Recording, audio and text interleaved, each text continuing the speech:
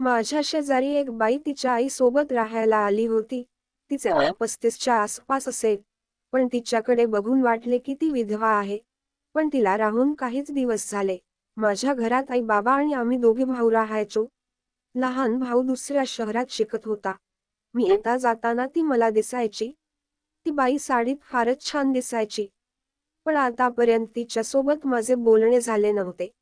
काही दिवसानंतर कळले की तिच्या पतीचे निधन झाले आणि ती बाई आपल्या आईसोबत राहते. ती लग्नाआधी गावीच राहायची, पण नवऱ्याचे घर या शहरात होते. एकदा असे झाले की तिच्या घरी पाणी नव्हते आणि तिच्या घर मालकिनीने पाणी भरण्यासाठी आमच्याकडे पाठवले. तसेच नेहमी आमच्याकडे पाणी भरण्यासाठी यायची. त्या आली तेव्हा मी बाहेरच उभा होतो. ती म्हणाली मला पाणी भरायचे आहे. मी तिला नळ दाखवला आणि ती पाणी भरत होती.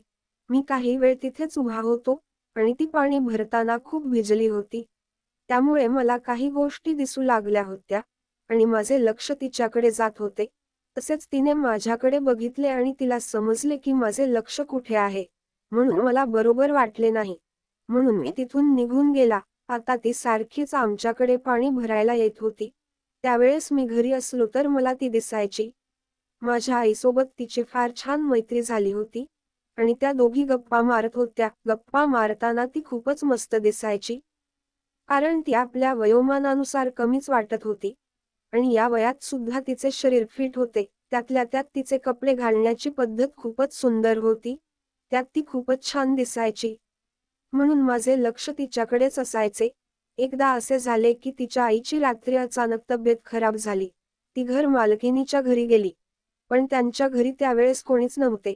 तेथे फक्त नवरा बायको आणि त्यांची मुलगी राहायची. त्यांनी सांगितलं की तू समोर जाऊन त्या मुलाला सोबत घेऊन जा. तिची घर मालकीण म्हणजेच आमची बहिणी माझ्या घरी येऊन सांगू लागली, तुला वेळ असेल तर तू माझ्या घरी राहणाऱ्या बाई सोबत हॉस्पिटलमध्ये जा. कारण तिच्या आईला चक्कर येत आहे आणि ती एवढी लठ्ठ आहे की तिला एकटीला दवाखान्यात नेणे जमणार नाही. मी वहिनीला म्हणालो की ठीक आहे. आजीला मी हॉस्पिटलमध्ये घेऊन गेलो. डॉक्टरने तिला तपासून सांगितले. आजीला शुगर आणि बीपीचा प्रॉब्लेम आहे. त्यामुळे तिला चक्कर येते. नंतर औषधी दिली आणि तिला एक सलाईन लावली. आता सलाईन सुरू होती. आम्ही तिथेच बसून होतो. ती मला बोलली बरं झालं तू आला, नाहीतर एकटीला मला माझ्या आईला हॉस्पिटलमध्ये आणायला जमले नसते. तर मी तिच्याकडे बघून बोललो कोणाची मदत करणे चांगले असते. तर ती म्हणाली हो तुझे बरोबर आहे. तिची आई झोपली होती. म्हणून मी तिला सांगितले चला आपण बाहेर काहीतरी खाऊन येऊ. तर ती ठीक आहे म्हणाली. तसेच मी तिला विचारले तुम्ही दोघीच राहता का? बाकीचे कोण नाही का तुमच्याकडे? तर ती सांगू लागली माझ्या नवऱ्याचे निधन झाले आहे. मला एक मुलगी पण आहे आणि तिचे आता लग्न झाले आहे. नवरा नोकरीवर होता म्हणून तिकडूनच आम्हाला घर राहायला मिळालं होतं. पण आता त्यांचे निधन झाल्यामुळे आम्हाला ते घर सोडावे लागले. म्हणून आम्ही इथे राहायला आलो आहे. काही वेळ बोलून आम्ही परत हॉस्पिटलमध्ये आलो. आम्ही आजीला हॉस्पिटलमधून घरी नेण्यासाठी सलाईन संपण्याची वाट पाहत होतो.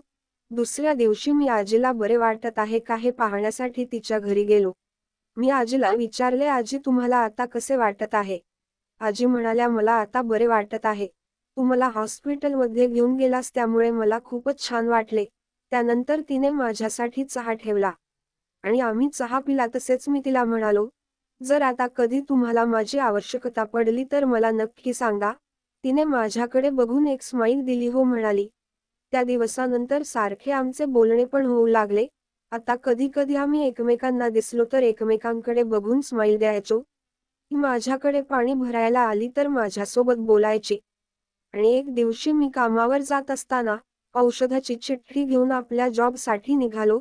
संध्याकाळी जेव्हा परत आलो तेव्हा मला आठवलं की औषधे घ्यायची विसरली आहेत. घरी येऊन फ्रेश झालो तर मग मी औषध घेऊन तिच्याकडे जाऊ लागलो. तिच्या घरी गेलो तर आजी घरात नव्हती. मी आजीला आवाज दिला तर ती आली. मला आत बोलावले आणि बसायला सांगितले. मी तिला विचारले की आजी कुठे गेली? तर ती म्हणाली आई आत्ता येईलच. इतक्यात मी तिला आणलेले औषध दिले आणि तिने माझ्यासाठी चहा केला आणि आम्ही गप्पा मारत मारत हॉलमध्येच बसलो होतो. मग मी तिला विचारले की आजी कुठे गेली आहे? तर ती म्हणू लागली की ती तिच्या मैत्रिणीकडे गेली आहे. कारण तिला घरात करमत नाही. म्हणून ती तिच्या मैत्रिणीसोबत गप्पा मारायला जाते. तुला पण मैत्रिणीकडे जायचं आहे का? तिला मी सांगितलं की माझी कोणी मैत्रीण नाही. ती म्हणाली असे का बरं? आजकाल तर सर्वांनाच मित्र मैत्रिणी असतात. मी तिला विचारले की तुम्हाला कोणी मित्र नाही का? तर ती म्हणाली नाही, मी मोठी झाली आहे, त्यामुळे मला आता मित्राची गरज नाही. मी तिला सांगितले मित्र बनवण्यासाठी वय महत्वाचे नसते. जर दोघांना एकमेकांची आवड असली तर ते मित्र बनू शकतात. तिने मला पण विचारले मग तुला कोणी मैत्रीण आवडली नाही का? मी म्हणालो हो, मला एकीसोबत मैत्री करायची आहे आणि ती माझ्यासमोर बसली आहे. तर ती म्हणाली मग आपलं कसे काय पटेल? मी तिच्याकडे बघून म्हणालो तुम्ही फार शांत स्वभावाचे आहात आणि फार तुम्ही बोलता. माझी आजीची मैत्रीण होती आणि ती तुमच्यासारखीच थोडेफार दिसत होती. म्हणून आता तुम्हीच माझी मैत्रीण आहात. मी हात समोर केला आणि म्हणालो तुम्ही बनाल का माझी मैत्रीण? तर तिने पण हात समोर करून म्हणाली ठीक आहे, आजपासून मी तुझी मैत्रीण. कारण मला पण घरी फार बोर होते आणि मला टीव्ही पाहायला सुद्धा जास्त आवडत नाही. त्यामुळे कोणीतरी बोलायला असेल तर फार छान वाटते. आणि त्यानंतर आम्ही मित्र झालो. त्या दिवसानंतर नेहमी तिच्यासोबत बोलणे होऊ लागले. मी तिच्याकडे जाऊन बसायचो. आम्ही कधी कधी एकत्र बाजारात सुद्धा जायचो. तिने काही चांगले जेवण बनवलं तर ती मला जेवायला सुद्धा बोलवत असे. आम्ही खूप गप्पा मारायचो. त्यामुळे आम्ही चांगले मित्र बनत गेलो. मी नेहमी तिच्याकडे जात असे आणि ती माझ्यासोबत खूप मोकळेपणाने बोलत होती आणि अनेक गोष्टी मला सांगत होती. आता आमच्या मैत्रीला जवळपास 1 वर्ष झाले होते आणि या 1 वर्षात आम्ही एकमेकांना खूप चांगलेपणाने ओळखू लागलो. आता तर मी तिची मस्करी पण करू लागलो आणि या मस्करीचा तिला फार आनंद व्हायचा. त्यामुळे मी अजूनच मस्करी करून तिचा आनंद घेण्याचा प्रयत्न करत होतो आणि कधी कधी तर ती पण माझी मस्करी करू लागली. एक दिवस असे झाले की ती आजी कुठेतरी बाहेर गेली आणि मी तिच्याकडे पोहोचलो. ती आपल्या मोबाईल मध्ये बघत होती आणि मी पण तिच्या सरळ बाजूला गेलो. मी तिला विचारले आजी कुठे गेली? तर ती म्हणाली ती बाहेर गेली आहे. तर मी तिच्याकडे बघून म्हणालो म्हणजे घरी आपण दोघेच आहोत काय? तर तिने पण माझ्याकडे बघितलं आणि एक वेगळी स्माईल केली. म्हणाली हो, आपण दोघेच आहोत. आता मी हळूच माझा हात तिच्या हातावर ठेवला आणि ती काही न बोलता माझ्याकडे बघू लागली. म्हणून आता थोडी हिंमत करून समोर गेलो आणि पुढच्या कामाला लागलो. मी असे करते ती पण माझ्या कामात पाठिंबा देऊ लागली. आम्ही आता एक वेगळ्याच दुनियेत प्रवेश केला होता. आमचे काम तर आता फारच दूरवर जाऊ लागले आणि त्याचा आनंद आम्ही फारच. तिला या गोष्टीची आता फारच आवश्यकता दिसून येत होती. कारण तिच्या चेहऱ्यावर ते स्पष्ट दिसून येत होते.